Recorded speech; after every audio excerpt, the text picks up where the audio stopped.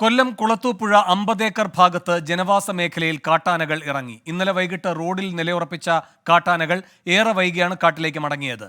AV Jaishankar കൊട്ടാരക്കരയിൽ നിന്ന് കൂടുതൽ വിവരങ്ങളുമായി ചേരുന്നു. ജയശങ്കർ, എന്തൊക്കെയാണ് വിവരങ്ങൾ?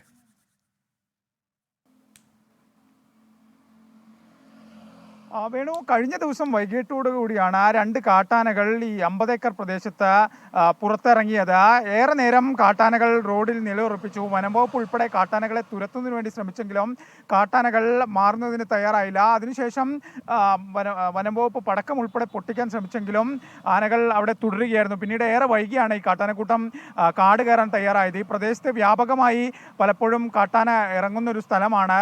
ജനങ്ങൾ ഉൾപ്പെടെ ഇതിനെതിരെ വനംവകുപ്പ് പ്രതിരോധ നടപടികൾ സ്വീകരിക്കണമെന്ന് നിരന്തരം ആവശ്യപ്പെടുകയും ചെയ്യുന്നു.